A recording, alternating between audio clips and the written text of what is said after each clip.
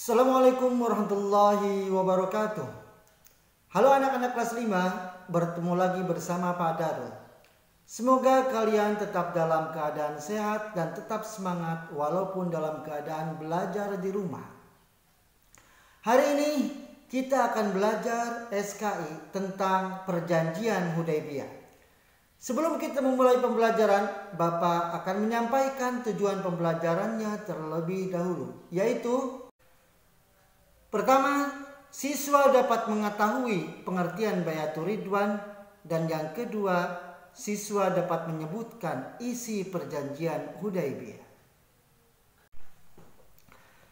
Baiklah anak-anak, setelah kalian mengetahui tujuan pembelajarannya, mari kita memasuki kepada pembelajaran materi tentang Perjanjian Hudaybiyah.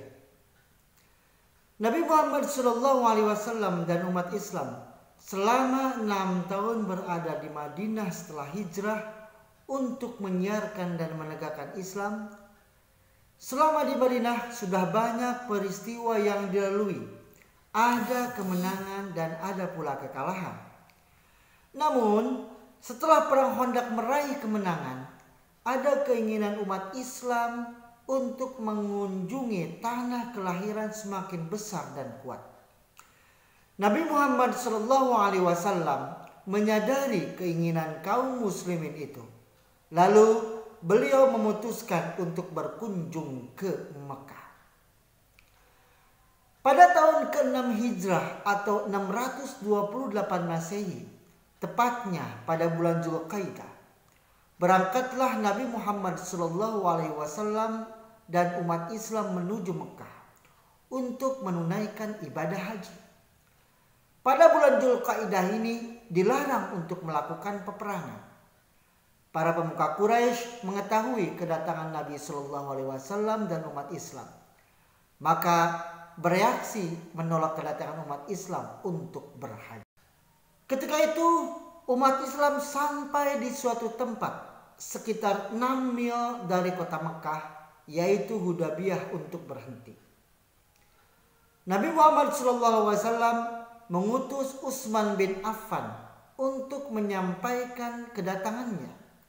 Selama menunggu hasil, beredarlah isu bahwa Utsman bin Affan dibunuh kafir Quraisy. Isu itu menjadikan umat Islam menyatakan ikrar atau sumpah untuk membela dan berjuang demi kejayaan Islam hingga tetes darah penghabisan. Sumpah itu dikenal dengan Bayatul Ridwan. Padahal itu hanya isu dan ternyata sahabat Utsman bin Affan masih hidup. Akhirnya para tokoh Quraisy merasa cemas dengan kesungguhan hati umat Islam untuk memasuki kota Mekah tahun itu juga. Akhirnya disetujui Perjanjian Hudaybiyah. Isi perjanjian itu antara lain adalah sebagai berikut. 1. Mereka sepakat mengadakan gencatan senjata selama 10 tahun. 2. Setiap orang diberi kebebasan bergabung dengan Muhammad atau menjalin perjanjian dengannya. Sebaliknya, setiap orang juga diberi kebebasan dan bergabung dengan kelompok Quraisy atau menjalin perjanjian dengannya.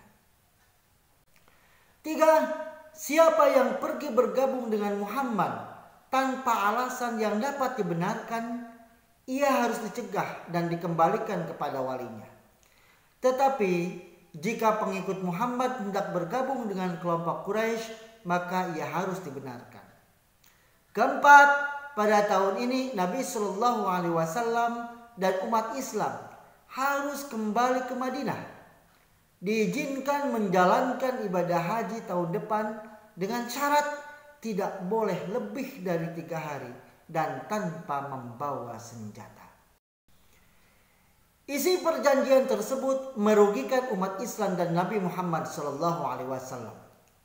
Meskipun demikian, juga ada untungnya, yaitu selama 10 tahun tanpa ada peperangan akan membawa peluang bagi Nabi Muhammad dan umat Islam untuk menyiarkan dan mengembangkan dakwah Islam.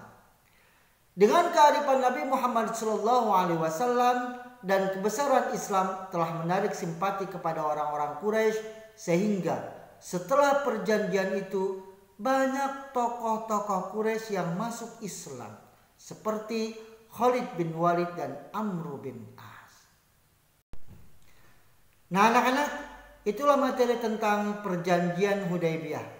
Mudah-mudahan pembelajaran hari ini bermanfaat bagi kalian dan insya Allah kita bisa berjumpa kembali pada pertemuan yang akan datang.